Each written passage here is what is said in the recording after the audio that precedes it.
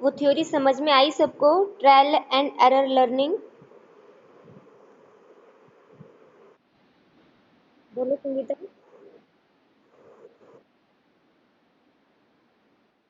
ठीक है, और कुछ पूछना है किसी ने? बाकी सारा समझ में आया? कोई ऐसा है जो कल नहीं था आज है?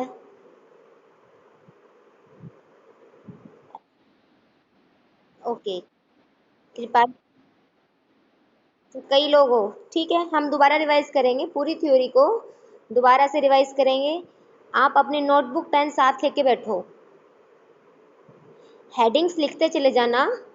मैं ये नहीं कह रही कि जितना बोलूँ सब कुछ ही लिखना है। हेडिंग्स लिखते चले जाओ, ताकि बाद में कंफ्यूजन ना हो जाए कि हमने पहले क्या करना था और बाद में क्या करना था। नोटबुक पेन लेके बैठो सभी।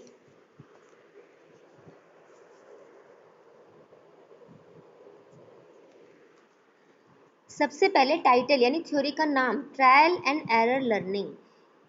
उसके बाद लिखोगे प्रतिपादक। ये लिखी किसने थी? थॉर्नडाइक ने। सिर्फ लिखी ही नहीं थी, ये एक्सपेरिमेंट करके इन्होंने प्रूव की थी बात, उसके बाद लिखी थी। तो किसने एक्सपेरिमेंट किया था? थॉर्नडाइक ने किया था। उसके बाद लिखोगे, अगली हेडिंग बनेगी इसके नाम, अलग अलग नाम से अन्य नाम लिख दोगे। ट्रायल एंड एरर लर्निंग को और बहुत सारे नामों से जाना जाता है, जैसे कि connectionism, Thorndike's connectionism, bond theory, stimulus response theory, learning by the selection of the successful variant. तो ये अलग अलग नाम क्या बताना चाह रहे हैं? कनेक्शनिज्म और बॉन्ड का एक ही मीनिंग है, इन्होंने शब्द अलग यूज कर दिए। क्या कहना चाह रहे हैं कि ट्रायल और एरर के बीच में कनेक्शन स्थापित हो जाता है, कनेक्शन हो जाता है। जैसे जैसे ट्रायल्स बढ़ते चले जाते हैं, एरर्स कम होते चले जाते हैं, तो एक कनेक्शन हो जाता है। लर्निंग और ज़्यादा स्ट्रॉन्ग होती चली जाती है, ट्रायल जैसे जैसे बढ़ते चले जाते हैं, तो बॉन्ड डेवलप होता चला जाता है। स्टिमुलस और रिस्पॉन्स थ्योरी क्यों कहा? क्योंकि जब सामने कोई स्टिमुलस होगा, कोई प्रॉब्लम होगी, तभी हम उसको सोल्व करने के लिए बार बार कोशिश करेंगे, ट्रायल करेंगे। हो सकता है एक बार में सक्सेस ना मिले, हम फेल हो जाए, एरर, गलतियाँ होती जाएगी। लेकिन जैसे जैसे ट्रायल्स बढ़ते चले जाएंगे, एरर्स होने की संभावना कम होती चली जाएगी। इसीलिए स्टिमुलस रिस्पॉन्स, कि स्टिमुलस क्या है? कोई भी सिचुएशन है, कोई भी प्रॉब्लम है, और रिस्पॉन्स हमारे किए जाने वाले ट्रायल्स है। तो ये थे इसके अन्य नाम। उसके बाद लिखोगे मेन थीम। मेन थीम क्या है इस थ्योरी की? कि पहले प्रयास में या पहले ट्रायल में एरर्स ज़्यादा होते हैं, जैसे जैसे ट्रायल्स की संख्या बढ़ती चली जाती है, एरर्स की संख्या कम होती चली जाती है। ये थ्योरी बताना चाहती है मेन इसी बात को। जब भी हम कुछ नया सीख रहे होते हैं तो शुरुआत में गलतियाँ ज़्यादा होती है, लेकिन जैसे जैसे हम उस पर प्रैक्टिस करते जाएंगे, ट्रायल्स करते जाएंगे, और ज़्यादा उस पर अपना फोकस रखेंगे, ट्रायल करके, प्रैक्टिस करके, तो एरर कम होते चले जाते हैं हर एक ट्रायल के साथ। उसके बाद अगली हेडिंग बनेगी एक्सपेरिमेंट। क्या एक्सपेरिमेंट किया इन्होंने और ये बात अपनी प्रूव की? तो क्या लिखोगे? इन्होंने एक बिल्ली को लिया और पिंजरे में उस बिल्ली को बंद कर दिया। पिंजरे के बाहर खाना रखा हुआ था। बिल्ली पिंजरे के अंदर से उस खाने को प्राप्त नहीं कर सकती थी। पिंजरे की सलाखें इतनी छोटी थी कि बिल्ली अपना हाथ बाहर डाल खाने को खाना नहीं ले सकती थी। पिंजरे के अंदर एक लीवर था, लीवर होता है बटन को कहते हैं। पिंजरे के अंदर एक लीवर था, जिसको दबाने से वो सलाखें इतनी खुल जाती थी कि बिल्ली अपना हाथ बाहर निकाल के वहां से खाना प्राप्त कर सकती थी, ले सकती थी। इतना ज़्यादा नहीं खुलता था पिंजरा कि वो बिल्ली बाहर ही निकल जाए, थोड़ा सा ही खुलता था कि वो खाना ले सके बस। तो शुरुआत में बिल्ली को इस बात का पता नहीं था कि अंदर लीवर है, उसको दबाने से पिंजरा खुल जाएगा, छोटा सा थोड़ा सा एरिया, और वो खाना ले सकती है। तो ऐसे ही वो पिंजरे में बंद होने के कारण उछल कूद करती रहती, इधर उधर कूदती रहती। तो अचानक ही उसका पैर उस लीवर पे चला जाता। जैसे ही वो लीवर दबता, पिंजरा खुल जाता, वो खाना ले लेती आराम से। शुरुआत में बिल्ली को इस बात का पता नहीं था कि इस लीवर पे पैर दबने के कारण पिंजरा खुल रहा है। लेकिन धीरे धीरे प्रयासों में वृद्धि हुई। अब उसको खाना तो चाहिए, खाना दिख तो रहा है लेकिन मिल नहीं रहा। तो वो उस खाने को लेने के लिए बेचैन होती, इधर उधर कूदती। तो धीरे धीरे उसको पता लगने लगा कि इस एरिया में हरकत करने से पिंजरा खुल जाता है। तो फिर वो उस एरिया में हरकत करने लगी। फिर उसको थोड़ी देर बाद पता चला, थोड़ी देर बाद या कुछ दिन बाद भी, 5 दिन तक चला था ना ये प्रयास लगातार, तो कुछ प्रयासों के बाद उसको पता चला कि इधर ही ये लीवर को दबाने से यहाँ इस तरफ हरकत करी और यहाँ लीवर दबाते हैं तो पिंजरा खुल जाता है। शुरू में तो पता ही नहीं था, धीरे धीरे उसको एरिया पता लगा कि इस तरफ जाती हूँ तो खुलता है। फिर उसको लीवर का ही पता चल गया कि लीवर पे बटन दब पैर पड़ता है तो वो पिंजरा खुल जाता है। तो ऐसे उसने बिल्ली ने सीख लिया। अब इन्होंने क्या किया था, 5 दिन तक 10 तो ट्रायल सुबह दिए, 10 ट्रायल शाम को दिए। कुल मिला के 100 ट्रायल्स इन्होंने दिए, 5 दिन तक दिए। और 5 दिन के इस एक्सपेरिमेंट में इन्होंने ये बात प्रूव कर दी थी कि गलतियां कर करके बिल्ली सीख रही थी। शुरुआत में उसको नॉलेज नहीं थी, लेकिन वो गलतियां कर रही थी, गलत जगह जा रही थी, पिंजरा नहीं खुल रहा था। तो जैसे उसके प्रयास बढ़ते चले गए, गलतियां कम होती चली गई और आखिरी टाइम पे ऐसा आया कि बिल्ली प्रयास करती नहीं थी, सीधी जाके उस लीवर पे खड़ी होती थी।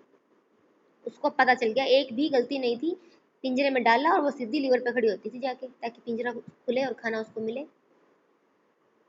तो इससे, इस एक्सपेरिमेंट से क्या पता चल रहा है कि जैसे जैसे प्रयासों में वृद्धि होती है, एरर्स कम होते चले जाते हैं।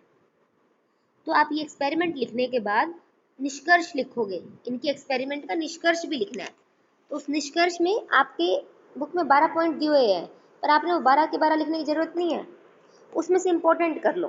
पहला तो क्या कि एक प्रॉब्लमेटिक सिचुएशन, समस्यायुक्त परिस्थिति सामने होनी चाहिए, तभी हम प्रयास करते, नहीं तो हम प्रयास ही नहीं करते। दूसरा, हमारे आंखों के सामने कोई उद्देश्य भी होना चाहिए। अब मान लो कि अगर बिल्ली को अंदर रख दिया और उसको खाना, ऐसी चीज सामने रख दी जो बिल्ली को चाहिए ही नहीं, तो बिल्ली प्रयास करेगी नहीं, चुपचाप बैठ जाएगी। अब बिल्ली के सामने चीज भी ऐसी होनी चाहिए जिसको वो पसंद करती हो। तो प्रॉब्लम तो हुई कि बिल्ली को अंदर रख दिया और भूखी बिल्ली को रखा अंदर। दूसरा उसका उद्देश्य क्या था, उद्देश्य की पूर्ति के लिए उसके अंदर आकुलता होनी चाहिए, उत्सुक होनी चाहिए। वो उत्सुकता तभी होगी जब उसको सामने कुछ दिख रहा होगा। उसके बाद क्या लिखोगे, सीखने में जब वो सीखती है तो सर्वप्रथम संतुलन भंग रहता है। क्यों? क्योंकि जब पहली बार डाला गया था तो उसको वो चीज़ अजीब सी लगी, तो वो उसका संतुलन भंग था उस टाइम। लेकिन जैसे जैसे उसके प्रयास बढ़ते चले गए, उसकी गलतियां कम होती चली गई, उसको खाना जल्दी मिल जाता था, तो वो धीरे धीरे संतुलन बैठने लगा। उसके बाद क्या लिखोगे, सीखने की प्रक्रिया गद्यात्मक, ज्ञानात्मक, भावनात्मक और क्रियात्मक होती है। जब भी हम कुछ सीखते हैं तो गद्यात्मक क्यों, क्या? क्योंकि चेंज होते रहते हैं ना, हम जो सीख रहे हैं लगातार वैसी सिचुएशन नहीं रहती, सिचुएशन बदल जाती है, इसीलिए सीखना भी चेंज होता रहता है। ज्ञानात्मक है, कुछ सीखने को ज्ञानवर्धक बातें मिलती है। भावनात्मक है, हमारे इमोशंस जुड़े होते हैं लर्निंग के साथ। और क्रियात्मक है, हमें कोई एक्टिविटी भी करनी पड़ती है तभी लर्निंग होती है, उसको लागू तो करना पड़ता है अपने बिहेवियर में।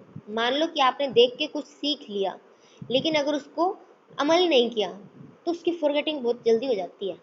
उसको अमल भी करना पड़ता है, जो सीखा है उस पर बार बार प्रैक्टिस करनी पड़ती है।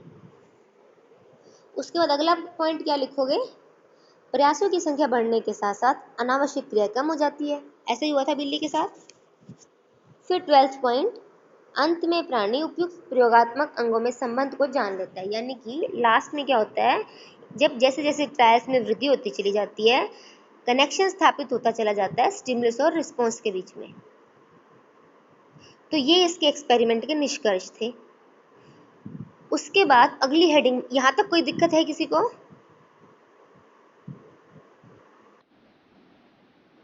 जो नए जुड़े वो बताओ, जो आज पहली बार सुन रहे इस थ्योरी को, अब यहाँ तक कुछ पूछना हो तो बोलो।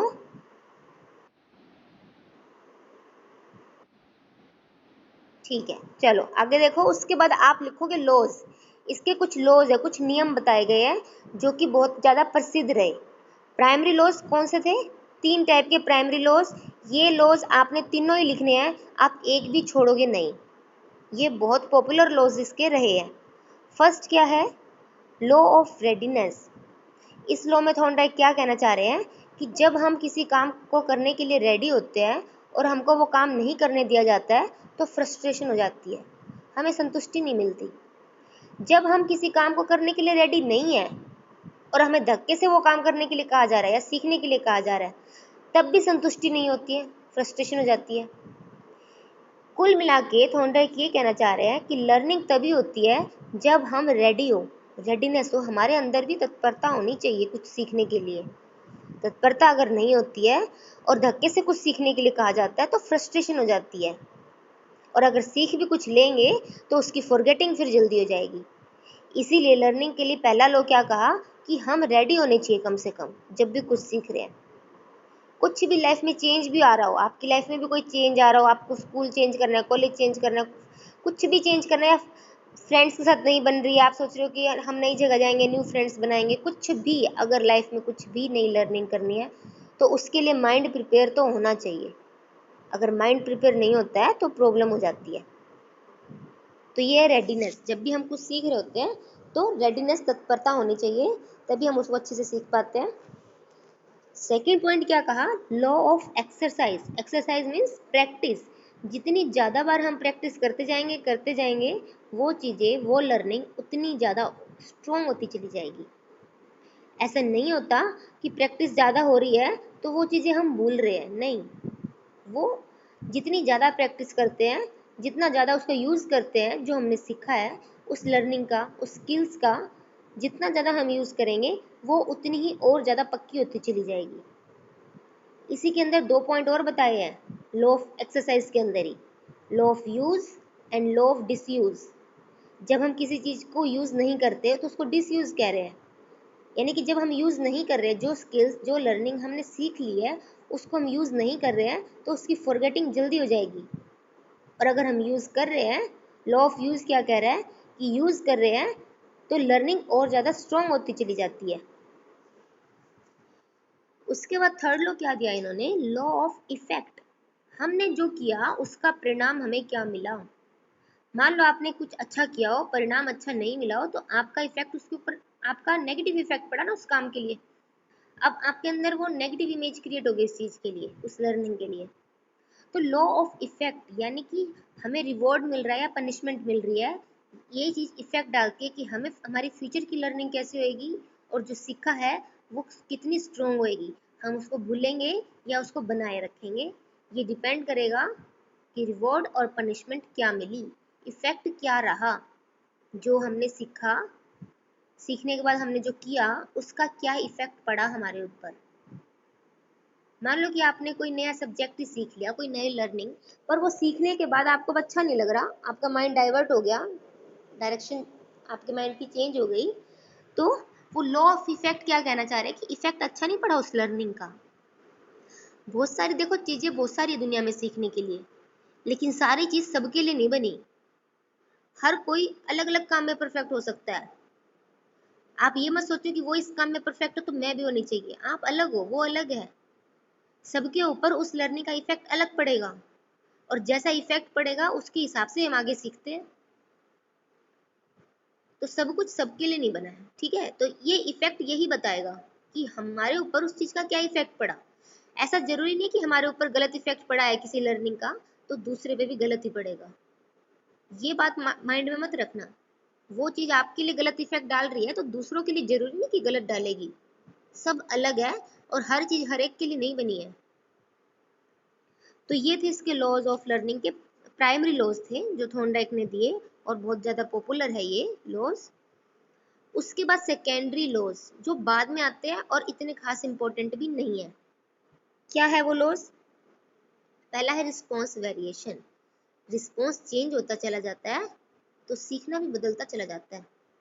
अब मान लो कि हम कुछ सीख रहे हैं, कोई नई लर्निंग कर रहे हैं, लेकिन सामने से रिस्पॉन्स हमें कुछ अलग अलग मिल रहे हैं, तो हमारी लर्निंग, हमारे रिस्पॉन्स भी चेंज हो जाते हैं। जैसे स्टिमुलस चेंज है, कुल मिला के आपने समझना क्या है कि जैसे स्टिमुलस बदल जाता है रिस्पॉन्स बदल जाते हैं। सिचुएशन चेंज हो जाएगी, रिस्पॉन्स में वेरिएशन आ जाता है। आपने आज जो सीखा है जरूरी नहीं फ्यूचर में वो कुछ काम आएगा, क्योंकि जरूरी नहीं है कि वैसी सिचुएशन आएगी। इसीलिए अपने माइंड में एज इट इज कुछ फिट नहीं करना, डायनामिक रहो। पर्सनैलिटी डायनामिक होती है, अपने माइंड को भी डायनामिक रखो, चेंज होने की गुंजाइश रखो। स्टिक मत हो जाओ किसी चीज़ पे कि ये काम ऐसे होता है तो ऐसे ही होता है, नहीं। लाइफ टाइम सिचुएशन वैसी नहीं रहेगी, सिचुएशन चेंज हो जाएगी, स्टिमुलस अगर बदल जाएगा तो रिस्पॉन्स में भी वेरिएशंस आ जाती है। हर बार प्रॉब्लम का सॉल्यूशन उसी तरीके से नहीं होता है, कुछ ना कुछ चेंज करना पड़ता है। ये सेकंड था। ठीक है, लर्निंग के पीछे रिस्पॉन्स वेरिएशन भी जिम्मेदार है कि हमारे रिस्पॉन्स बदलते चले जाते हैं, इसलिए लर्निंग भी चेंज होती रहती है। सेकंड क्या है, उद्दीपक कारकों की विभिन्न महत्वपूर्णता। जो स्टिमुलस हमारे सामने आ रहे हैं वो भी अलग अलग टाइप के, किसी के लिए महत्वपूर्ण है, किसी दूसरे के लिए महत्वपूर्ण नहीं है। एग्जाम्पल देखो, एग्जाम्पल में लिखा है इन्होंने, थॉर्नडाइक ने देखा कि भूखी बिल्ली पिंजरे के द्वार, लीवर इत्यादि रेलिवेंट पार्ट्स की तरफ अधिक ध्यान देती है। प्रयास व त्रुटि द्वारा सीखने में इस प्रकार का चयन तथा विभेदन देखा जा सकता है। अब ये क्या कहना चाह रहे हैं कि स्टिमुलस का चयन हम करते हैं। पिंजरे में बहुत कुछ था देखने के लिए, लेकिन बिल्ली का ध्यान ज़्यादा लीवर की तरफ, जैसे जैसे ट्रायल बढ़ते चले गए बिल्ली का ध्यान ज़्यादा उस लीवर की तरफ जाता गया, क्योंकि उसने वो सीख लिया था। हम उद्दीपक में भेद करना सीख जाते हैं कि हमें किस तरफ ध्यान देना और किस तरफ नहीं देना है। ये भी लर्निंग से ही होता है। देखो, प्राइमरी लॉज तो आपको ये बता रहे थे कि लर्निंग होती कैसे है।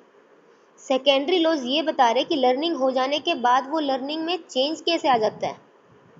एक तो रिस्पॉन्स में वेरिएशन की वजह से, एक स्टिमुलस के हमारे चयन की वजह से। हम भी स्टिमुलस का चयन कर रहे होते हैं ना।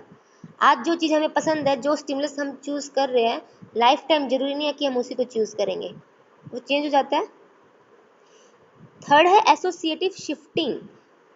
हमने आज जो सीखा वो लर्निंग दूसरी जगह भी ट्रांसफ़र होएगी। मान लो कि आपका कोई एक्सपीरियंस कहीं अच्छा नहीं रहा, तो ऐसा नहीं कि वो एक्सपीरियंस अच्छा नहीं रहा, अब आप उसको शिफ्ट करोगे दूसरों तक भी। ये ऑटोमेटिक होता है, ना चाहते हुए भी हो जाता है। अगर शक किस बच्चों में ना जन्म से ही हो जाता है, किसी किसी को आदत होती है ना बहुत ज़्यादा शक करने की, ट्रस्ट इश्यूज होते हैं। आपकी एज में बहुत सारे लोगों में देखने को मिल जाएंगे ट्रस्ट इश्यूज। क्यों? क्योंकि अभी आइडेंटिटी क्राइसिस है आपकी स्टेज में। आप लोग अपने आप को ही खोज रहे हो पर अभी तक खोज नहीं पाए हो, इसको कहते हैं आइडेंटिटी क्राइसिस। तो यहाँ पर अभी आप खोजने की स्टेज में हो, यहाँ एसोसिएटिव शिफ्टिंग हो जाती है। आप लर्निंग कर रहे हो तो उसको शिफ्ट करते जाते हो। अगर एक के साथ ट्रस्ट इशू हो गया है तो आपको फिर वो शक सबके ऊपर रहेगा, ये भी ऐसा हो सकता है, वो भी ऐसा हो सकता है। ये तो एक नेगेटिव एग्जाम्पल था। अब पॉजिटिव पॉजिटिव एग्जाम्पल क्या होएगा?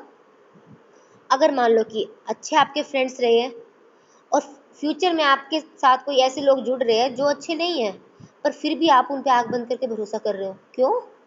क्योंकि आपकी आदत है, वो आपकी लर्निंग हो चुकी है कि लोग अच्छे होते हैं, फ्रेंड्स अच्छे होते हैं। चाहे अब फ्रेंड्स अच्छे नहीं मिले या कुछ भी, कोई और भी एग्जाम्पल आप ले लो, शिफ्टिंग हो जाती है। आप जो भी सीख रहे हो वो शिफ्ट होता है। अब आप लोगों में से बहुत लोगों को स्कूटी चलानी आती है। जिनको स्कूटी चलानी आती होगी उन्होंने सबसे पहले स्कूटी नहीं चलाई होगी, पहले साइकिल चलाई होगी। तो वो साइकिल चलाना जो सीखा, वो बैलेंस बनाना जो सीखा, वो शिफ्ट हुआ स्कूटी चलाने पे। तो ये कहना ये चाह रहा है ये पॉइंट कि जो हम सीख लेते हैं वो चीज़ें आगे की लर्निंग में भी शिफ्ट हो जाती है, आगे भी हेल्पफुल रहती है नया कुछ सीखने में। क्लियर हुआ इतनी बात? दोनों में डिफरेंस समझ रहे हो? प्राइमरी लॉज और सेकेंडरी लॉज में क्या डिफरेंस है? प्राइमरी लॉज तो ये बता रहे हैं कि लर्निंग कैसे हो रही है, सेकेंडरी लॉज ये बता रहे हैं कि लर्निंग के बाद अब क्या चेंजेस आ रहे हैं। डिफरेंस क्लियर हुआ दोनों लॉज में?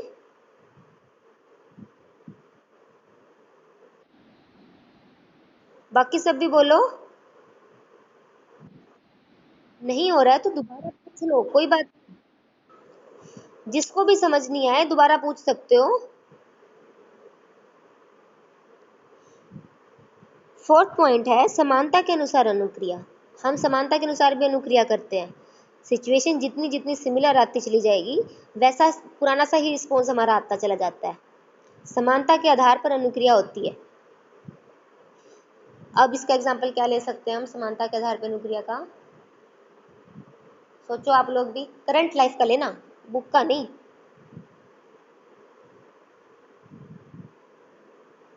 आप लोग एसोसिएट कर जाते हैं ना, अगर मान लो कि आपके पेरेंट्स जैसा नेचर किसी का हो, एसोसिएट कर जाओगे कि हाँ ये हमारे मम्मी जैसे या पापा जैसे है, तो समान उसको उनको फिर आप रिस्पेक्ट उसी हिसाब से देते हो जैसे आप पेरेंट्स को देते हो। तो वो समानता के आधार पर आप अनुक्रिया कर रहे हो। आपने वहाँ समानता, कुछ तो समानता आपको दोनों पर्सन में लगी, उस आधार पर आपने अनुक्रिया भी सेम रखी है अपने दोनों के लिए। तो ये है समानता के आधार पर अनुक्रिया। हमने जो सीख लिया है, अगर फ्यूचर में वैसी ही सिचुएशन, वैसी ही प्रॉब्लम दोबारा रिपीट हो जाती है, समानता दोबारा आ जाती है उन सिचुएशन में, तो रिस्पॉन्स में भी सिमिलरिटी रहती है। ठीक है, क्लियर हुआ है इतनी बात? पॉइंट क्या है, तत्परता या सवृत्ति। ये वाला देखो आपके प्राइमरी लॉज जैसा है, तत्परता, उसमें रेडीनेस था, तत्परता ही था। ये सिमिलर सा ही है। ये क्या कहना चाह रहा है कि हम मोटिवेटेड होने चाहिए कोई भी काम करने के लिए। हमें किसी चीज़ की नीड तो है, ज़रूरत तो है, लेकिन अगर हमारे अंदर उसको पाने के लिए मोटिवेशन नहीं है तो वो हमें नहीं मिलता है। तो ये क्या कहना चाह रहे हैं, अब जैसे बिल्ली के साथ था, इसमें एग्जाम्पल लिखा भी है, भूखी बिल्ली तो पिंजरे से बाहर आने का हर संभव प्रयास करती है, जबकि तृप्त बिल्ली पिंजरे में ही सो जाती है। अब एक्सपेरिमेंट करने के लिए उसने जो खाने पे एक्सपेरिमेंट किया था थॉर्नडाइक ने, भूखी बिल्ली को अंदर रखा था। अगर उस बिल्ली को भूख नहीं लगी होती तो वो खाने की तरफ अट्रैक्ट होती ही नहीं, लीवर दबाती ही नहीं ना। हम प्रयास भी तभी करते हैं, हम कोई कोशिश भी तभी करते हैं जब कोई नीड हो और उस नीड को पूरा करने के लिए मोटिवेशन भी हो। मोटिवेशन होना भी बहुत जरूरी है। खाना चाहिए पर अभी नहीं चाहिए तो मोटिवेशन नहीं है। आपको कोई गोल अचीव करना है, आपने सेट कर रखा है कि मेरे को ये अचीव करना है, लेकिन अभी नहीं, बाद में कर सकते हैं, तो मोटिवेशन नहीं है। आप उसके लिए उतना प्रयास करोगे ही नहीं, उतने ज़्यादा ट्रायल्स करोगे ही नहीं। ये थी ये थ्योरी। तो सीखना डिपेंड करेगा हमारे मोटिवेशन पे, हमारे ड्राइव पे, अंदर से उत्तेजना कितनी पैदा हो रखी है, हमें चाहिए है, उस पर डिपेंड करेगा। ठीक है, ये थी आपकी थ्योरी। क्लियर हो गई ये सबको?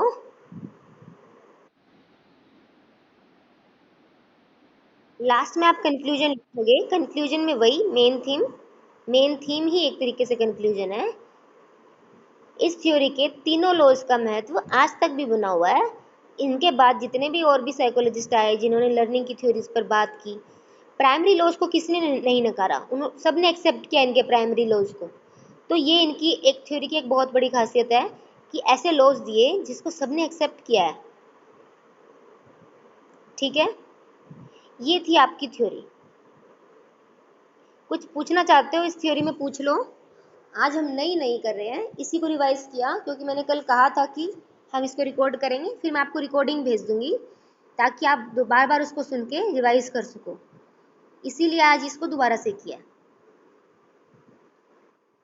कल हम दूसरी थ्योरी फिर। फर्स्ट पॉइंट कौन सा, नाम बोलो आप? समानता फोर्थ पॉइंट है, ये तो फर्स्ट नहीं है। हाँ ठीक है, समानता के अनुसार अनुक्रिया, यानी कि जब भी सिचुएशन या कोई प्रॉब्लम सिमिलर सी होगी तो उसके लिए रिस्पॉन्स भी हम सिमिलर सा ही करते हैं। समानता जितनी ज़्यादा होगी, क्योंकि अगर हमने एक जगह कुछ चीज़ सीख ली है और दूसरी बार सिचुएशन लगभग वैसी सी आ रही है, तो हम वो सीखा हुआ वहाँ पर अप्लाई करने की कोशिश करेंगे, वैसी सी अनुक्रिया करेंगे जो पहले की थी। समानता के आधार पर हम अनुक्रिया करते हैं। ठीक है, अब इसमें उदाहरण देखो क्या लिखा है, इसका देख लो, बुक का देख लो चलो आप। यदि नवीन परिस्थिति तथा पुरानी परिस्थिति में निहित तत्वों में कुछ समरूपता है, वही बात। अब नवीन परिस्थिति क्या है, नई सिचुएशन आ गई, आपने पुरानी सिचुएशन में जो सीखा था, नई सिचुएशन भी वैसे ही मिलती जुलती आ गई। तो जब बिल्ली को पुराने समस्या बॉक्स से उठाकर नवीन समस्या बॉक्स में रखा जाता है, तो वह समस्या के समाधान में पुराने अनुक्रियाओं में से उपयुक्त अनुक्रिया का इस्तेमाल कर लेती है। थॉर्नडाइक ने करके देखा ये, बिल्ली को जिस बॉक्स में रख कर उसको सिखाया गया था लीवर दबाना, अब उसको दूसरे बॉक्स में, नया बॉक्स में डाल दिया, तो बिल्ली वहां जाके भी लीवर ही ढूंढ रही थी। ऐसा नहीं है कि अब हो सकता है पहले लेफ्ट साइड में वो लीवर हो, अगली बार राइट साइड में रख दिया हो दूसरे बॉक्स में। तो बिल्ली का मकसद उस लीवर को ढूंढना था कि लीवर होता है, उसको दबाने से पिंजरा खुल जाता है, उसको लर्निंग हो गई थी। तो उसने समरूपता, समानता के आधार पर अपनी वो लर्निंग शिफ्ट कर लिया आगे और वैसा सही रिस्पॉन्स किया। क्लियर हो गया पॉइंट? नोट्स बना रहे हो साथ साथ? नहीं बना रहे हो तो बनाओगे। कल संडे हो गया है, कल क्लास नहीं होएगी। मंडे को मैं छुट्टी पे हूँ। अगली थ्योरी हम ट्यूसडे को करेंगे, ठीक है। उससे पहले उससे पहले पिछला सारा रिवाइज करोगे। एक तो अटेंशन का चैप्टर हम कर चुके हैं, मेमोरी और फॉरगेटिंग का कर चुके हैं, और लर्निंग की एक ये थ्योरी हो गई है। तो आप तब तक ये सब रिवाइज कर लेना, क्योंकि अगली क्लास अब ट्यूसडे को आएगी। हम इनसाइड थ्योरी,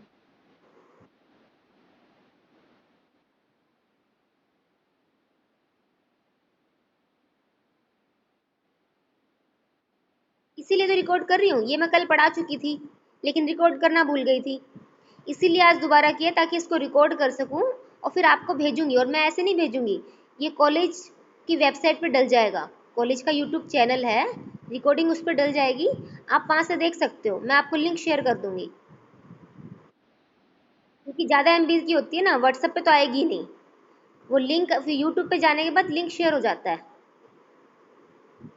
ऐसे तो बहुत ज़्यादा एमबी की जीबी में बनती है, तो फिर वो व्हाट्सएप पे तो शेयर नहीं हो पाएगी। लिंक शेयर करूंगी, ठीक है। लिंक शेयर भी फिर अब ट्यूसडे वेडनेसडे को होएगा, आज तो नहीं होएगा, ठीक है। इतने तक आप अपना पढ़ो, पिछला सारा रिवाइज करो। ट्यूसडे को हम नए टॉपिक के साथ मिलेंगे।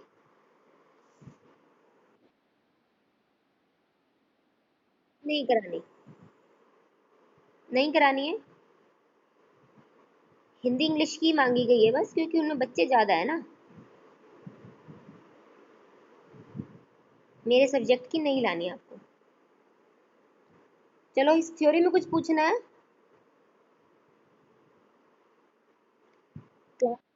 ठीक है, फिर क्लास ऑफ कर रही हूँ।